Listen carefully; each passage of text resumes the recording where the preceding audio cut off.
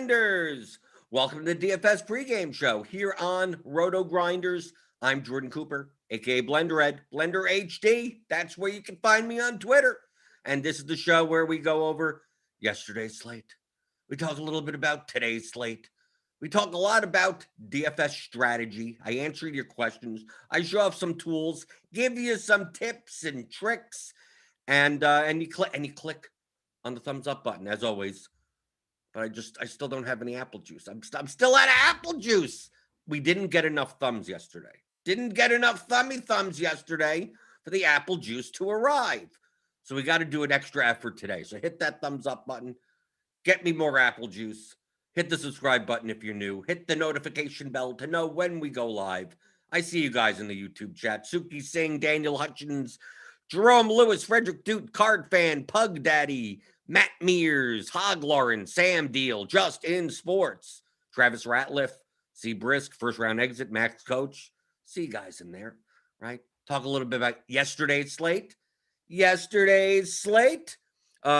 did pretty well. I did well in cash, obviously, because a lot of the chalk got there, right?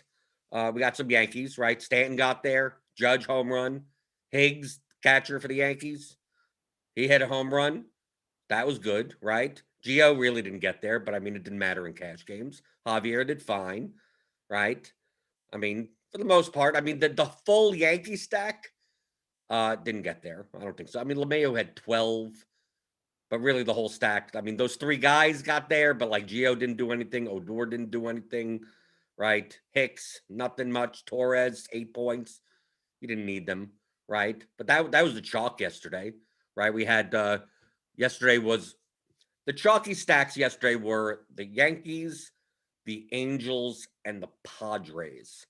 Padres, I guess, a little bit. Yeah, they came in a little higher owned than I thought they would be. Right? We had Tatis at 24% owned. Then we had Cronenworth at 12. I thought that would be a little bit lower. Obviously, the Yankees were the Yankees. Okay, we don't have to say anything. Urshela, 22% owned. Stanton, 20%. Higgs, 18%. Judge, 12%. I mean, remember, it's a 13-game slate. So, I mean, this is heavily owned. And at pitcher, pretty much the stone chalk was Giolito. They left him in for an inning too much, right? He would have ended up with maybe like 22 if it wasn't for that last inning.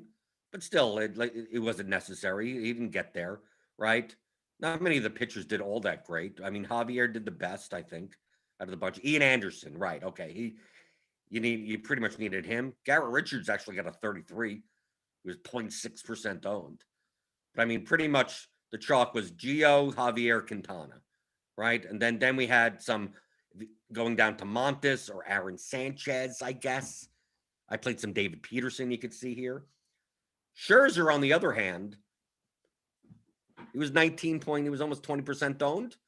I'm not sure about that. He didn't get there. He had 5.25 points. I mean, Quintana sucked. Okay, so that killed SP2 wise on DraftKings. On FanDuel, you probably didn't play Quintana anyway. Montes didn't have a great game. I stacked against most of these pitchers, right? Ian Anderson, I played the Cubs, even with the Baez and Bryant in the lineup. I thought they were cheap enough. Maybe they get there. That didn't work. I stacked against Montes with the Rays. Neither side got there. And then I played some Blue Jays against Scherzer. I didn't play any Scherzer. You can see here, 0%. No Scherzer. I played 100 lineups on DraftKings yesterday because obviously once the entry fee gets cheaper, I'm more likely to multi-enter those contests. So I played 100 into this contest. I also had 25. I had 20 in the moonshot or whatever, the four-seam or whatever the hell they call it, the 20 max contest, then 5 single entry lineups. But we can see here across the board, we have like Noam Sang and FJ Bourne played a lot of non-Geo lineups. You can see here. But I mean, it's really in combination with what stacks you were going with. So like the reason why I had so much Geo is because I was barely playing the Yankees. Barely. I mean, you can see here, I have 3% Higgs, right? I have 4% Judge. I have 6% Stanton. And I X'd out the Angels completely. So I had 0 Ohtani. One of the main reasons that I X'd out the Angels yesterday was obviously I use the bat projections, which is Derek Carty's projection model, which you could buy, which you could get on RotoGrinders, uh, and it has a lot more variables. Carty does a lot more stuff. So sometimes there are discrepancies between the bat being higher or lower on certain players. Now, traditionally, if you've used the bat the past 2 years, it loves Ohtani. Like it doesn't. Ohtani could be 5,000, and it's still the prior on Ohtani tends to be high. It is high, so it tends to like Ohtani. Projects Ohtani better than most other models on an average basis. Well, yesterday Ohtani's 4,300. He's a lefty facing Fultonevich, who historically is pretty splitsy, right? Doesn't do that well against lefties. So I'm figuring, that the bat has to love Ohtani. Nope, didn't. Right? Didn't at all. I mean, not at all. I mean, it was still fine, but nowhere near that. Like, it already treats Ohtani's prior great. And then now at 4,300, lefty versus Fultonevich. No, average. Okay, right? Primarily because Culpa was behind the mound, and Fultonevich isn't as bad as people think. So that's like the reasoning behind it. I don't need to know the reasoning, but I know the reasoning behind it. A very pitcher-friendly umpire, one of the probably right underneath Bill Miller, as far as the strike zone is concerned, and the recent underlying stats for Fultonevich are actually pretty good. But people like picking on him. So once I saw that and I saw the ownership on the Angels, I just said, screw it. I'm not going to play him at all. Not even as one-offs or anything. It's a 13-game slate. I could do something else. So I just X'd him out completely, and I actually played Fultonevich in like 10% of my lineups. He didn't do that bad. He got like 17 points or something. So that was the reasoning behind that. And it's the same thing for Scherzer. Because the bat tends to, usually, when it comes to ballparks, weather, and umpires, out of all models that I've seen, it weights at the highest. So when any of those things are at its more extreme levels, that's where the discrepancy comes in. And Toronto, maybe people forget, are not playing in Toronto. They're playing in Dunedin in Florida, and that's like a minor league ballpark that's like a bandbox. So like the ballpark factor for Toronto playing in Florida is right underneath Coors Field. Now obviously it doesn't have the Coors Field. The outfield is 30% bigger than like anywhere else, so it's a lot of doubles and triples. But when it comes to the runs scored down in Florida, that's like the second best ballpark in the league. Now Scherzer, yeah, he's a strikeout pitcher. His velocity is actually down a mile and a half this year, and he's a fly ball pitcher, right? Typically, if you make contact on Scherzer, it's in the air. Well, that's perfect for that ballpark, right? It doesn't mean he's going to get blown up or anything, but Toronto has plenty of power bats, and they were fairly cheap, right? So I took a shot. I didn't play many Toronto stacks, but I played a lot of 3-mans. I played like 10% of my lineups. I had 3-mans. Obviously the main guy that you needed was Guerrero. He had 3 home runs, right? I played Tellis, I played Biggio, I played Bichette, I played Semien, played whoever. Grichuk. Because I know they'd barely be owned. And Scherzer was going to be 20% owned because of his name value. Then people would play Scherzer Geo lineups, and then I don't know what they would jam in. Jam in the cheaper Yankees, and then play like guys like Tyrone Taylor, like Milwaukee, which I did play a bunch of Milwaukee stacks.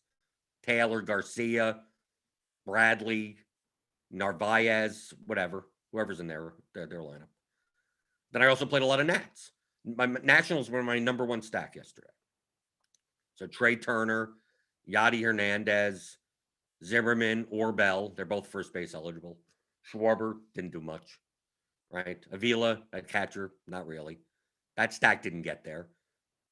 But for the main reason that like Trent Thornton and Tommy Malone were pitching for the Blue Jays, and the Nats were cheap. Other than Turner, they were cheap, but the bat actually had Turner as the highest projected play. I think the highest projected player on the slate. At least the highest projected shortstop. So while everyone was playing like Tatis, I was playing Turner. So I had a lot of exposure to Turner. Where's Turner here? Yeah, I had 12% of my lineups. I'd Kiermaier in 14%. He was leading off of the Rays. A lot of this, a couple of these, I think 6 of these Kiermaier lineups were actually Dodger lineups. Because when the Dodgers lineup came out and Luke Raley wasn't in it, and Luke Raley's 2,300 on DraftKings. Beatty started for him, but Beatty was 2,600, so I couldn't fit Beatty in those lineups. So I just had to make a global replace, and I just put Kiermaier there because Kiermaier was like 2,200 or 2,300, the same price. That's the only reason. I played Tampa Bay. That's the only reason why I have as much Kiermaier. And you can tell when I'm saying as much. Look at these percentages. It's not like I'm playing a ton. I play a very diversified lineup set. You can see a lot of sharper players do also. There's some that play more condensed than others. But no one goes overboard on batters. Pitchers maybe, but not batters. But we could see here across some other sharper players that look at like Tatis, like under, Urshela under, Ohtani under, Stanton under, Higgs way under, Nico Horner under. Like look at how much yellow there is up in these higher owned from 10% up. That isn't a pitcher, so I'll even take off pitchers. Let's take off pitchers. So look at this, 10% up. These were the chalkiest batters on the slate. Most are at best with the field, making, I mean, FJ Bourne made a bunch of Yankees lineups, but not that many. Going where the field is not. On a 13-game slate, having 20% owned batters seems nuts. Doesn't mean you don't play him at all. Well, Ohtani I didn't play at all, but I mean, I was still playing Yankee. I was still playing 3-man Yankee stacks. I was still playing Yankee one-offs. They were the highest projected team on the slate. I get it. But 5-mans, no. Same thing for the Angels. They were over-owned. But then you look down in this 4% range, this 3, 4, look at all the green. Look, A's stacks, Canha here. Milwaukee stacks with Avisel Garcia. Mets stacks, maybe, some Dominic Smith. Astros with Alvarez over here. Brandon Lowe for the Tampa Bay. DJ Stewart. Baltimore stacks. Look at this level. Look at it's not just me. Look at across the board. White Sox stacks with Grandal. Here's Olsen for the A's. Look how many stacks you can make out of players on teams where you're getting like 3 to 5% ownership. And you're not playing bad players. Mookie Betts was 5% owned yesterday. Austin Meadows. Lindor. Contreras, the Cubs stack. Rizzo, Alvarez, Alonso, JD Martinez, if you want to play the Red Sox. Moncada for the White Sox. Dansby Swanson for the Braves. I mean, Schwarber for the Nationals. I mean, we're not talking about bad guys. Real Muto, here's a catcher there. There you go. So it's not like you have to go, oh, I need to find the 1% owned ninth hitter, right? I need to play Pablo Reyes. Although I did play 3% Pablo Reyes, right? The 8th hitter or whatever for the Brewers. Mauricio Dubon, like you have to go all the way down there. No, you could find 2, 3, 4% owned guys in a stack. A team that less people are playing. I play a lot of them. Right? I played a whole bunch yesterday because I'm not playing. My goal is the Yankees not getting there. As long as the Yankees and the Angels don't get there, I got a shot. But Gio kind of has to get there, but he didn't. He got there enough, but he didn't get there all the way. Then in my single entry type of stuff, I'm more likely to have Yankees. I play the more higher owned lineups. My single entry stuff mostly had Nationals. like Nationals, Yankees. Who else did I play? Higher than most people yesterday. Washington. Yeah, it was mostly Washington. Baltimore, Chicago, Milwaukee. But most of my single entry stuff was Nationals. And that's why I did pretty well yesterday. I mean, didn't win first or anything, didn't come top 10, right? I think in the large field, I think my best lineup came in like 59th or whatever. Profitable day. Cashed in a bunch of single entries, or like 3x in single entry. And on all three sites, all my cash lineups swept. So it was good. So, I mean, even with some of the chalk getting there, but I mean, the chalk in and of itself didn't like hit. I mean, we have, well, this guy didn't win. I think Gerard or Ford. This guy won. Texas, yeah, they killed Quintana. We have 1, 2, 3. It's a 4-3-1. Toronto, Texas, Washington, with Bueller and Hauser. But I mean, that 1% owned 50 burger from Guerrero. 2%. Like, he didn't even have Turner in here. Right? Solek had a double dong. Right? If you could have a lineup with Guerrero, Solek, and Turner, you won. But I mean, no, I don't know if anyone had that. But look at the point totals. I mean, on 186 won around there. That's a pretty contrarian slate, especially for some of the chalkiest players getting there. But they got there with one home run. You can make that up. Right? Oh, well, he didn't have Stanton, who was 20% owned. Yeah, but he got Gallo. He got a home run. Right? He got Kevin Biggio's 13. Did he need Higgs? I mean, what other I mean, yeah, he scored 18, but did he need it? No. If he had Guerrero's 50, you didn't need anything. People still play too chalky.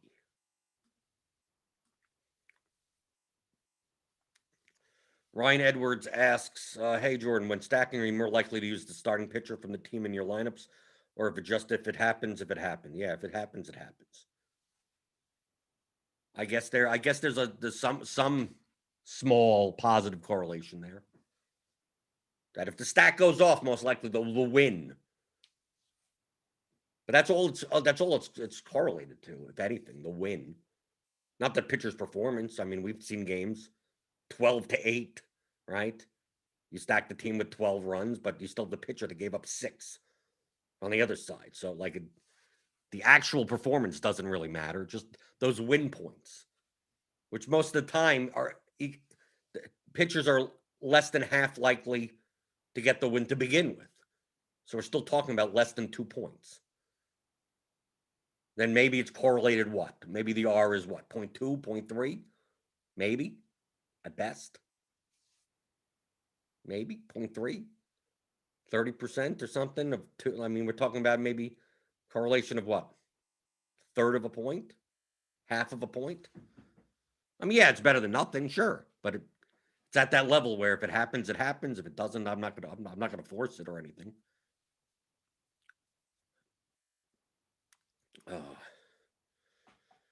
Michael Lingelfelter said, I saw you were over 100% on all 3 slates yesterday.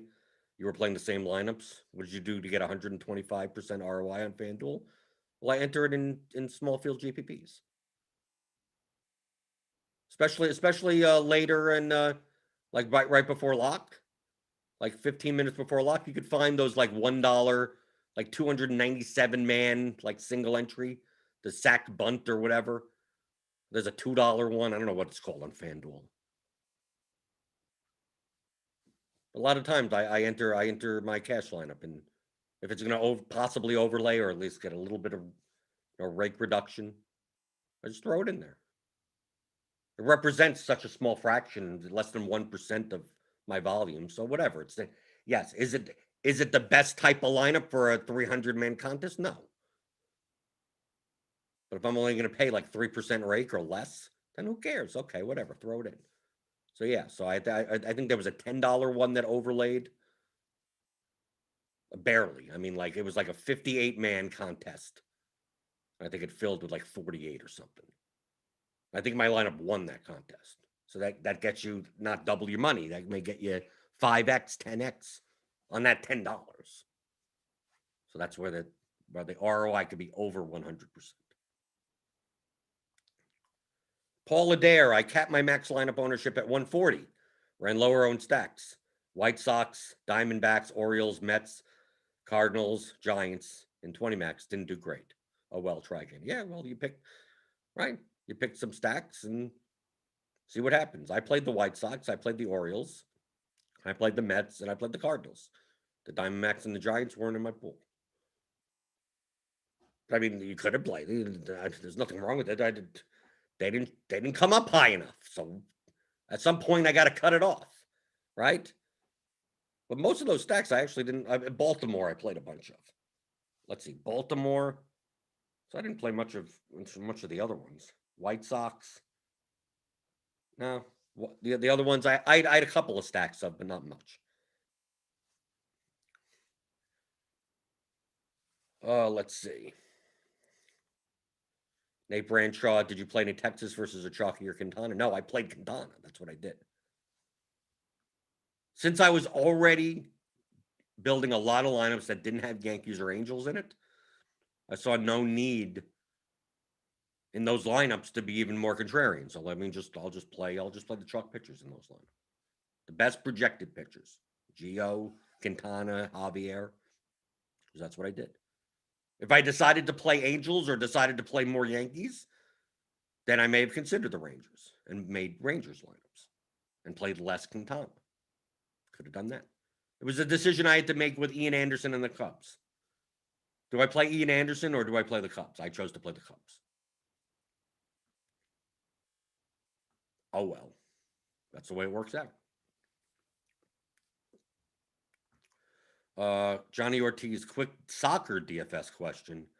Where'd you rank soccer DFS in terms of importance of correlation? Lower. Not as high as baseball, but not as low as basketball. The problem is that in soccer, at least maybe not in MLS, because they award 2 assists sometimes. It's not every goal has an assist. So typically the correlation in soccer would be goal and assist.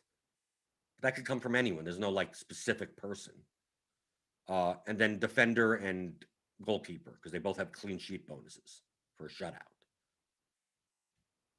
So usually in soccer DFS, if I'm playing GPPs, I will pair a defender and goalkeeper together.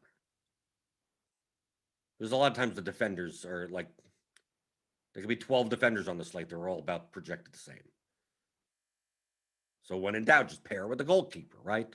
Sometimes you play 2 of them and the goalie. You could do that. You'd stack them up. Goalkeeper and 2 defenders. Maybe even a forward. You go defender to forward goal. It's a 1-0 game and the clean sheets and everything. But then the rest of the spots, you fill it whoever you want. I mean, you probably wouldn't play players against. You don't play players against your goalkeeper. A goal scorer against your goalkeeper. You don't do that. But it's not. Stacking in soccer is not like a thing. You can do it. It's just higher variance. You don't see many soccer games that are 5-0.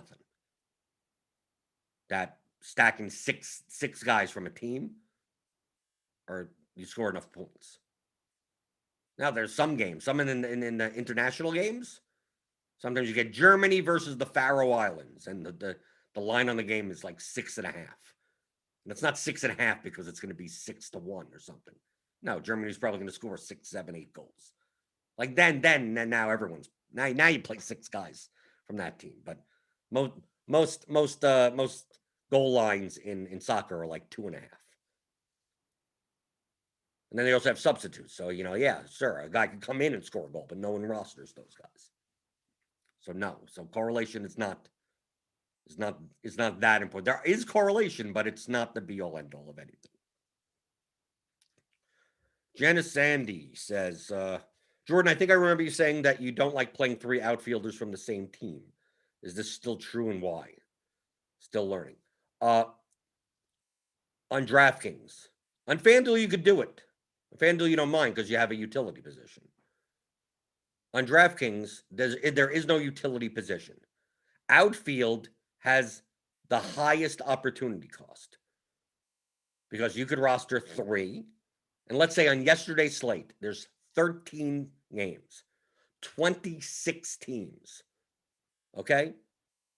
Now, out of all the 20, there's 26 shortstops, there's 26 first basemen, right? If I roster Freddie Freeman and you roster another Rhys Hoskins, you can't have both of them in your lineup. So if Hoskins hits a home run and I have Freeman, as long as Freeman hits a home run and gets the same amount of points, like I'm not behind, right? As long as I get a home run out of my first base spot, I'm good. Okay? We'll get to the outfield. This is why I'm explaining this. Because no one on DraftKings could roster Hoskins and Freeman in the same lineup. FanDuel, you can because you have a utility spot. But in DraftKings, you can't. So it's very positionally locked. Now, obviously, if you have a first baseman outfielder, a second baseman shortstop, yeah, now they could fill two positions. The guy's second base or shortstop eligible, and you have two shortstops hit a home run, but one is also second base eligible. Yeah, someone could have both of them in their lineup. But for the most part on DraftKings, there isn't as much multi-positional eligibility and no utility slot. So the outfield, there's 3 slots there for 26 teams, right? So we're talking about what, 78 outfielders that are in play?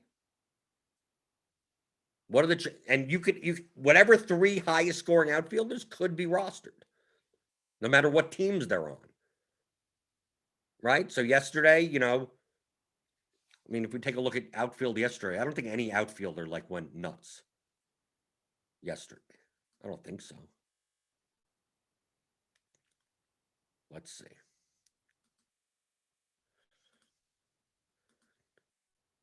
We can't sort by fantasy points.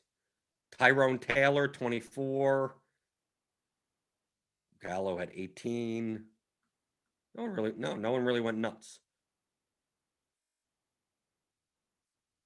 But someone could have Stanton, Hernandez, and Walsh in their lineup. Or Taylor and Harper. You can make so many combinations of outfielders.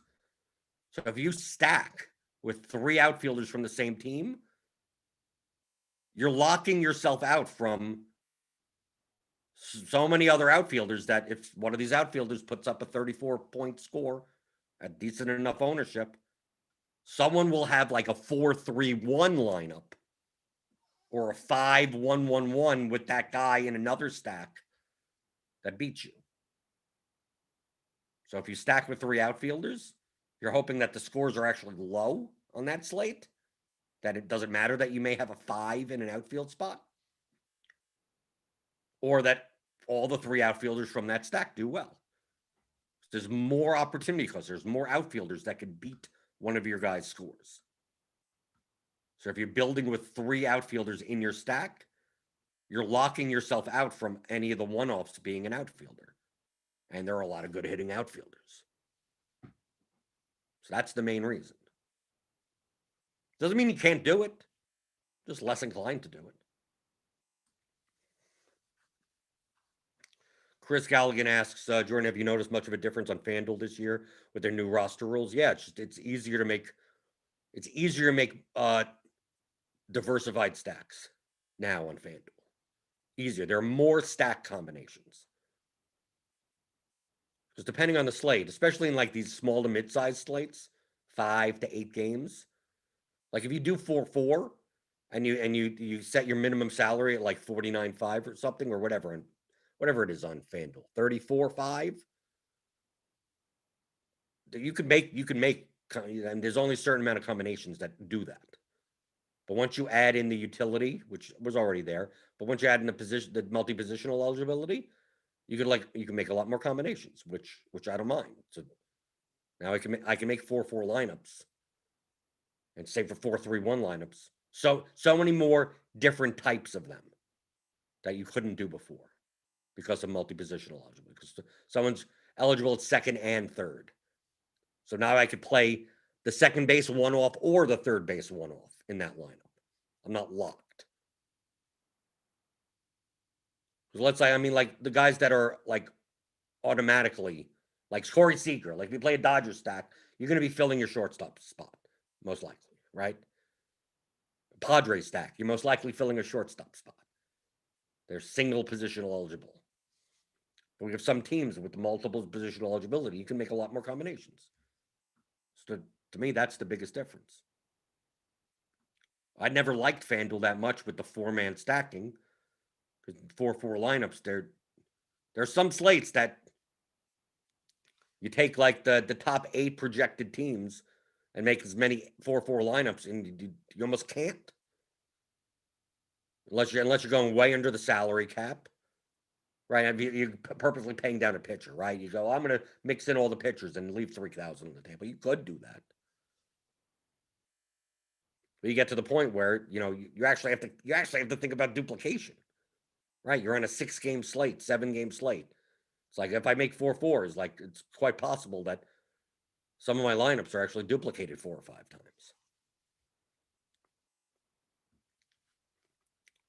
Do I prefer 4-4 or 4-3-1? It's whatever. It's whatever it goes. Whatever. There's no prefer. Whatever projects the highest for the lowest ownership. Done. That's it. I keep on repeating this day after day. MLB at DFS, do not overthink it this much. Like that is overthinking it. Like whatever way you think about MLB DFS, you're probably overthinking it by 10 times the amount that you should be. 10 times. NBA DFS, you could think of like that. MLB DFS, you can't. You shouldn't. It's worthless. Just don't even bother. Should I make a 4-4 or 4-3? If you're even pondering the question, it doesn't matter. Like that's how little of a difference it matters. I know I repeat myself over and over and over again. But you'll get better once you understand how sharp players play. You think any of these guys are looking at spin rates of fastballs or no, they barely even know what these guys look like. Or they don't even watch the games. But they make all the money. Well, how do they do that? Well, everyone's going to play the Yankees, so I'm going to play someone else. Well, who do I play? Well, let me take a look at the projections. Oh, the projections like the Nationals today in comparison to their ownership. I'm going to play a bunch of Nationals. Well, how many Nationals should I play? Well, 5 of them on DraftKings. Okay. Which one should I play? Should I play Bell or Zimmerman? Whichever one fits. Who should be in the other 3 spots? Whoever fits that keeps my lineup under an ownership level. That projects well. Done. Whoever. Right? I'd Stanton in some Nationals lineups. Right? How would I get Stanton in a Nationals lineup? Well, I mean, the Nationals 5-man is low owned. Right? Well, Stanton's 20% owned. Yeah, but what happens if that lineup doesn't have Lucas Giolito in it? I'm losing 57% of ownership from there. Well, now I can play Stanton and Judge in that lineup, right? Now I can play Higgs, right? I can play a chalk catcher. I can play a chalk outfielder because I'm playing a lineup with Foltynewicz and Quintana in it. Obviously, that wouldn't have gotten there, but that lineup would have been fine. Stanton wouldn't be in a lineup where I'm playing a Nationals 5-man with Gio plus Javier plus a Tyrone Taylor one-off or something like that, 10% one-off Brewer, right? Because the lineup would be too owned. So Stanton wouldn't get in those lineups. Lineups, not players. That's what you're building.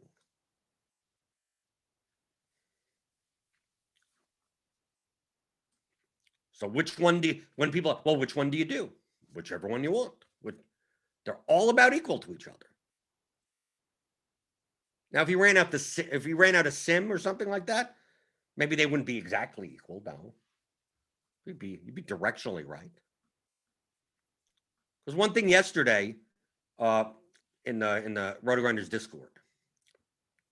People built Toronto stacks and didn't have Guerrero and didn't have Vlad Guerrero.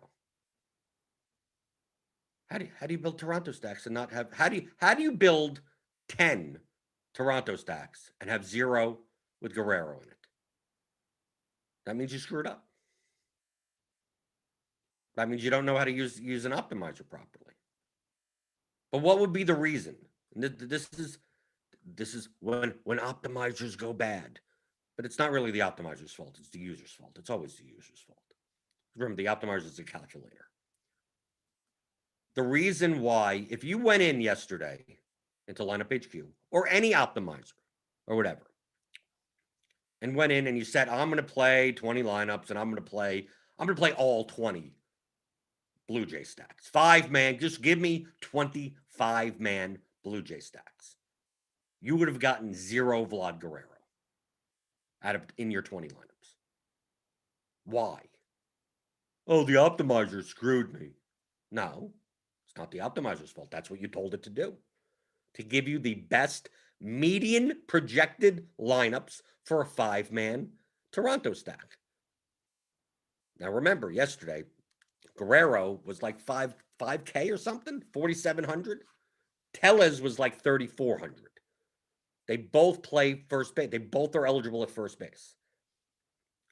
Tellez's projection was about the same as Guerrero's projection. So if the projection was like 9, well, 9 median points at 4,700 versus 9 median points at 3,400. Well, you're telling the optimizer, because you're not telling it otherwise, to give me 20 lineups that have the most amount of this column in it. That's it. It doesn't know. Just this number column over here. This F points column, give me the 20 highest. Until told otherwise, give me the 20 highest. Well, it's going to start jamming in Tellez, who's the highest point per dollar projected player on the Blue Jays. So in the first 20 lineups, that 5-man stack is going to be Tellez. It's going to be whatever the same 5 Blue Jays, and then it's going to mix up the other 3 spots. Let's say you're playing a 5X, 5-1-1-1. It's going to throw in Tyrone Taylor. It's going to throw in Kevin Kiermaier. Some 2K outfielder, Yadiel Hernandez, will be in that lineup. And then it'll go to the next one. And it'll go, okay, the best projected Blue Jays, the same 5 guys, and then change one of them. Change one of the one-offs to something else. Instead of Quintana, instead of Gio, Javier, Tyrone Taylor, it's now going to be like Gio, Quintana, and a higher and Bryce Harper or something, or whatever, some high price hitter. And that'll be the second lineup. And then I'll go to the third lineup. I want the highest median projected lineup. Oh, and give you the same 5 Blue Jays again. Maybe by the 6th or 7th lineup, it'll give you, instead of Grichuk, it'll give you Gurriel. Right? Because that's the next high. And then combine and then still give you Yadi Hernandez or someone. Still give you the Gio Javier combo. Right? And it's going to do that 20 times. When does it get to Guerrero? Well, it doesn't get to Guerrero. So you're like, but I want Guerrero in some of my lineups. Well, then go and put him in percentage. Put him in exposure percentage on him. Right? If you're playing 20 lineups, you're like, I want Guerrero in at least 4 of them. Okay. What's a percentage of that? Right? You're playing 20 lineups and you want him in 4 of them. That's 20% of the lineup. So you go here and you put the number 20 in the min percentage column. Now you're telling the optimizer, okay, I want the highest median projected lineups that have a 5-man Toronto stack, and 20% of them have to be Guerrero. So it's going to go to those. It goes to those 20 lineups and goes. Well, these are the 20 highest projected, but I don't have 4 Guerrero lineups. So it's going to go and find the 4 best projected Guerrero lineups and give them to you, even though it's not the top 20, because you're intervening. You're saying these are the variables that I want. Now start jamming these median fantasy point columns in. Now, obviously, the Guerrero lineups don't have Tellez in it because they're both only first base eligible. So most likely those lineups are Biggio, Bichette, Guerrero, Grichuk, Kirk, or something, or whatever, catcher. And then 3 one-offs or whatever. So it's like whatever you tell the optimizer to do, it'll do. But you have to be aware of those situations. Like if we take a look today, I've not looked at today. So this is DraftKings today. Let's go to, it works in two ways. Let's go in this direction. So here we go. Here, we could do it for Toronto again. They're facing Fetty, who's horrible, right? Toronto's 5.3. Let's take a look at the order right here. So look, you have two first basemen. From a point per dollars perspective, Tellis is way better. See, Tellis 3,400, 9.61. Guerrero is 10.28, sure, but he's 5,700. So if I want to get a 5-man Toronto stack, if I don't say anything else, it's most likely going to give me the highest point per dollar guys. My stack may actually be 1, 4, 7, 8, 9, right? It may do that because look at these point per dollar. It's not going to give me much Semien. So if I build, let's literally do that. I want to build 20 lineups. Let's do 20 lineups, just one unique. It doesn't matter. And I'm going to do a 5-man, just 5x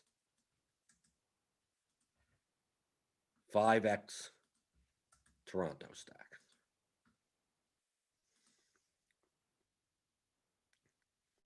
Okay. Look, 100% Jansen, Tellez, Biggio. I get no Guerrero, right? Because why would I?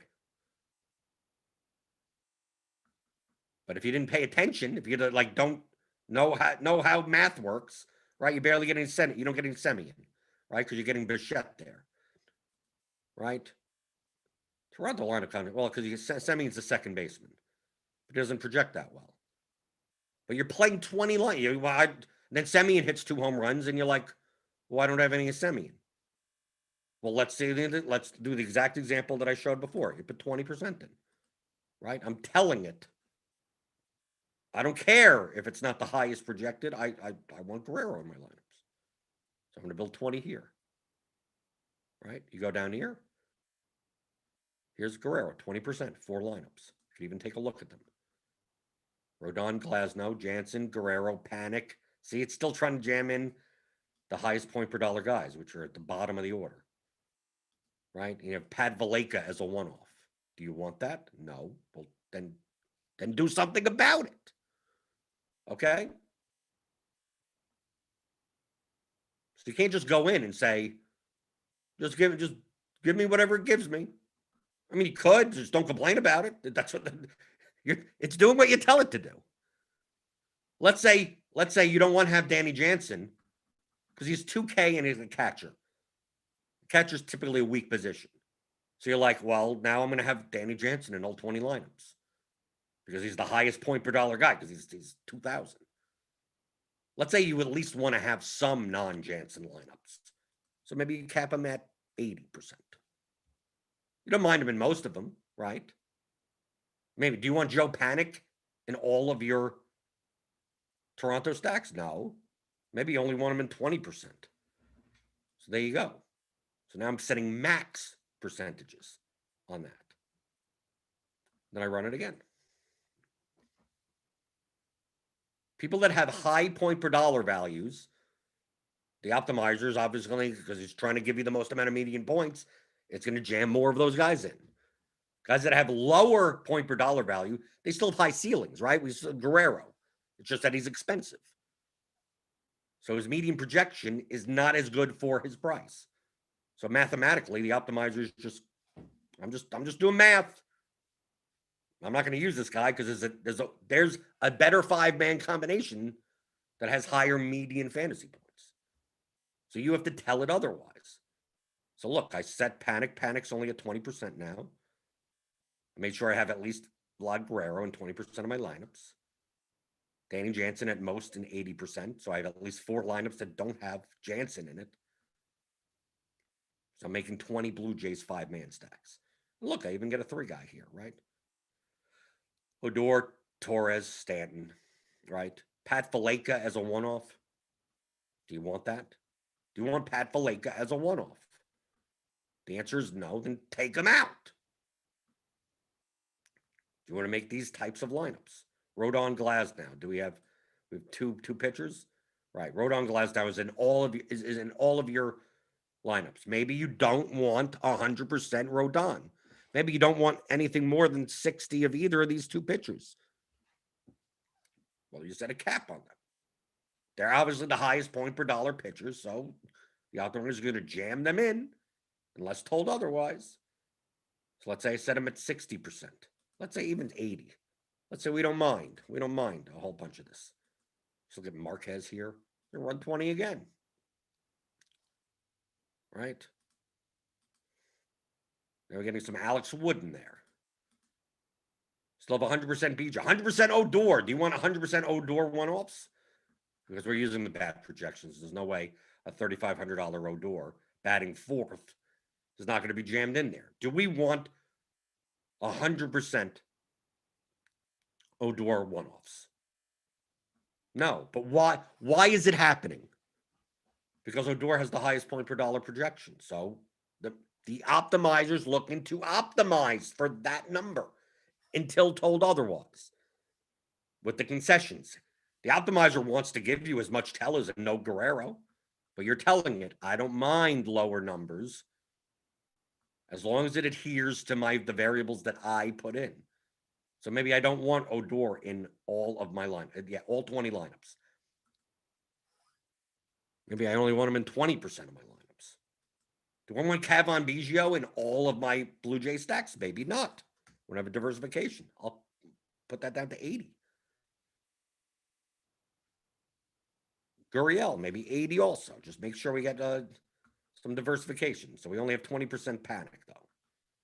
So I'll run it again. Here we go. 80% Biggio, 80% Jansen. Tell us 80%. We don't have to worry about that because we're pushing up 20% Guerrero. Odor is now not in all of my lineups anymore. I mean, I still get plenty of Yankees. I get Nico Horner as a one-off. Pat Valleca, maybe I just X him out. Maybe I don't want him at all. Andrew Knizner, whatever his name is. Odubel Herrera. Right, so whatever these point per dollar cheapos, it's going to try to jam in. So maybe you get rid of them. Do you want Pat Valleca as a one-off? You X him out if you want. Maybe you do. Maybe you don't mind. Okay, then fine. Then do it. But this is what I mean. Understanding how the math works out even before you press the button. You're wondering, why am I getting so much of X? Or why aren't I getting so much of that? It's all math-based. Well, I'm getting so many Yankees. Yeah, because they project well. Why am I getting Rodon and Glasnow in all my lines? Yeah, because they're the two highest projected pitchers, point per dollar wise. So if you want to go in here, we sort by point per dollar. Look, Herrera, Jansen, Odor, Frazier, Tellez, Stewart, Hayes. Here's Valleca down here, 2.63. From they're so cheap. So their point per dollar value is so high that from a median perspective, not a ceiling perspective, but a median perspective, the math says, until you tell me otherwise, I'm going to give you a lot of these guys. So if you're wondering, if you're building lineups, you build 100 lineups, like, why do I have Odubel Herrera in 20 out of 100 lineups? That's the reason. It's 2,000. This projects for 6.58 at 2,000 in the outfield. So here's a 5-1. So let's say I take away the Toronto. Let's say I just take it away altogether. Let's reset this. Let's reset this. Where am I going? I could just reset instead of all that. Reset MLB settings. Get rid of the exposures. Get rid of everything.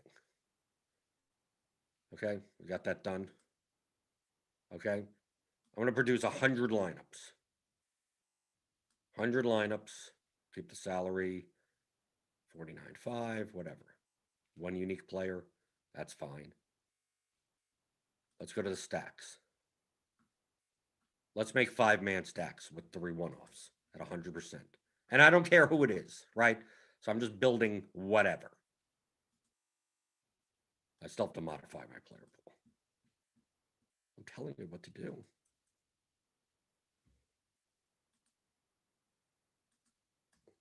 Okay. I'm going to build 100 lineups. Just give me the best 5x lineups based on the bat projections as of 11:49 a.m. That's it. That's all I'm saying. I don't know what teams. I don't know how much of one team. Nothing. I guarantee you, I'm going to get a whole bunch of Herrera, Jensen, Tellez one-offs, Odor. I mean, either I'm going to get Blue Jay stack. I'm going to get tons of Blue Jays, Yankee stacks, and Baltimore one-offs, and Herrera one-offs, and whatever. Right? So here, in 100 lineups, Odor is in all of them. Okay? Here's the stack summary. It's all Yankee stacks. Right? It's literally all Yankee stacks. Literally. The top 100 lineups are all Yankee stacks. Right? Here we go. DJ Stewart, 19%. Odubel Herrera, 15%. Horner, 11%. Valleca, 7%. Jansen, 6%. Because it's filling in the top point per dollar players, right? Into your lineups, into all of your Yankee stacks. So if you just press the button, that's what it's going to do. So you have to tell it otherwise. Do I want this much Odubel Herrera as a one-off in all my lineups because he just happens to project for 6 median points at 2K? Probably not. So you have to 5, whatever. X him out if you don't want him at all. You have to intervene. It's just doing the math. It's not giving. The optimizer isn't giving. It doesn't have a brain. It's not giving you this. Well, it's giving you that. Well, it's only treating it as a median. You're playing for ceiling in GPP, so you don't care about the median. So you're either Xing these guys out, you're capping them. People that don't know how to use an optimizer strategically correctly are going to have a ton of these guys. Maybe they'll be over-owned because of that. Right? Odor is going to be 27% owned because he's 3,500. And he projects for what, 8 points or something? What is his point per dollar projection? This is based on him batting 4th, though. 3,500. He's a 9.9 point per dollar projection. Right? 9.9 median, 2.83. Yeah, he's going to be like 30% owned today on a 10-game slate. Because his median is that high. Does Odor ever score 9 points? No, of course not. He scores 14 or 0 or something, right? The fact he got a walk yesterday was ridiculous. Yeah. Oh, wow. That was a treat. So when people say the optimizer gave them this, no, the optimizer didn't give you that. You gave yourself that. It's only doing what you tell it to do. But understand that's why it's doing it. So when you're thinking of why am I getting so much of this? Why am I getting no Vlad Guerrero yesterday? Well, you should have known beforehand. You should have known that already. And people are uploading their lineups and they're like, oh, I have a bunch of Toronto lineups, and whoa, why don't I have any Vlad Guerrero? Like, dude, how'd you not recognize that before the slate locked? Did you want that? Well, apparently you do. You're complaining about it, so that means it's your problem, not the optimizer's problem. Who just enters lineups without thinking? I mean, what I do, we now have on the lineups page.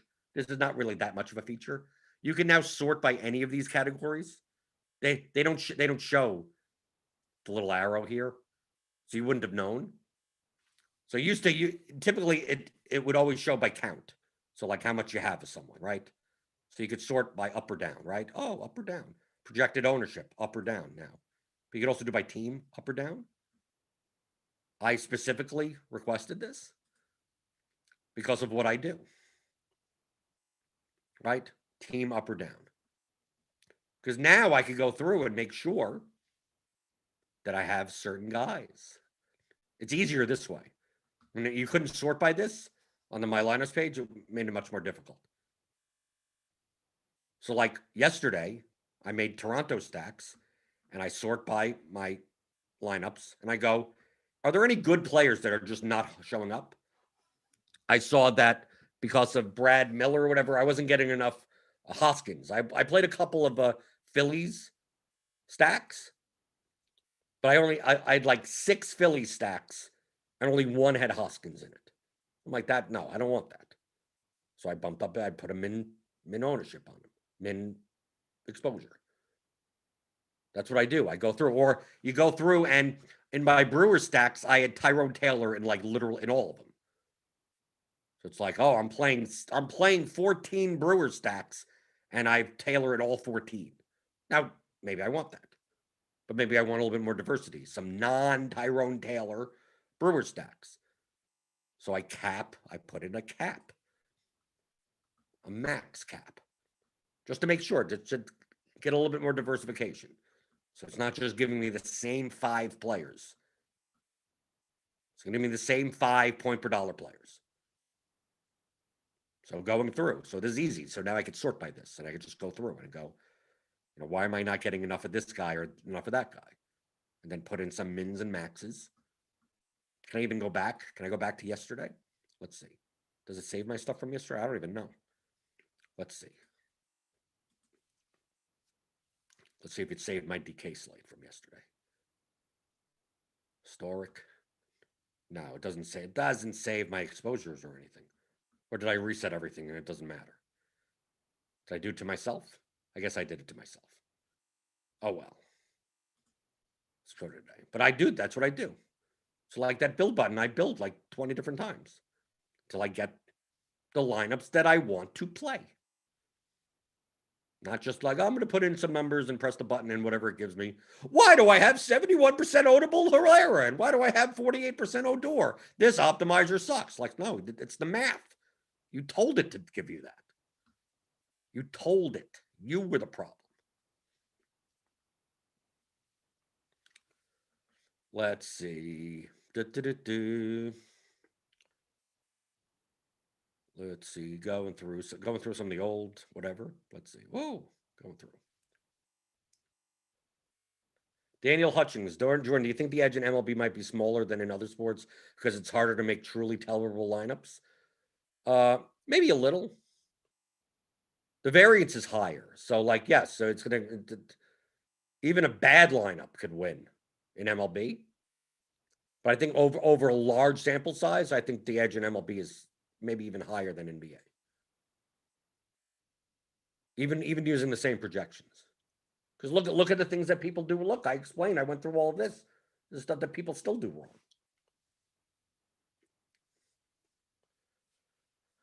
Let's see.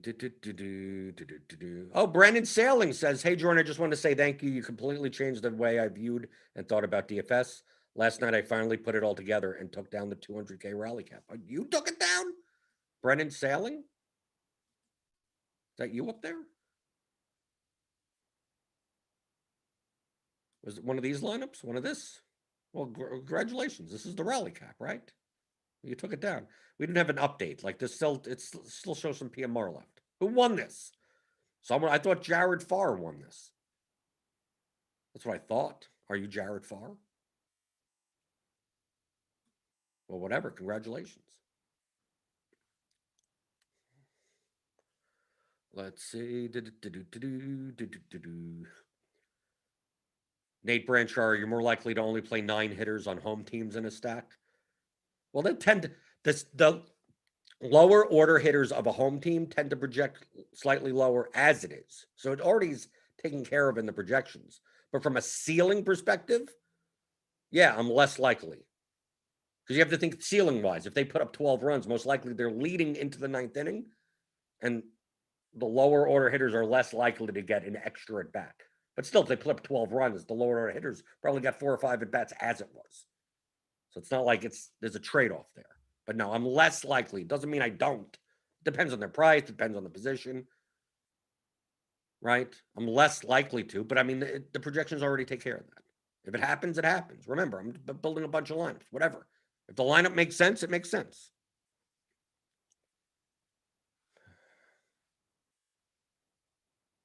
Right. Daniel Hutchings even says it in the chat.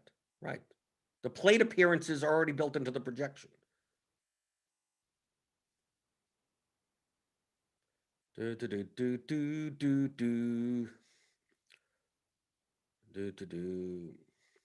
Brian C says, I'm new to the optimizer. What's a tip to help me get started? Probably watch all the Roto Academy videos. If you subscribe to RotoGrinders, if you're a premium member, click on the link in the description, get $10 off your first month. There are tutorial videos. There's so many of them. Not just baseball, but in all of them. But I did a couple in baseball. I know Britt has and Cards has. We did them a year ago, 2 years ago, whatever. We show all the features of Lineup HQ. There are tons of videos. behind the paywall. Learn how to use it.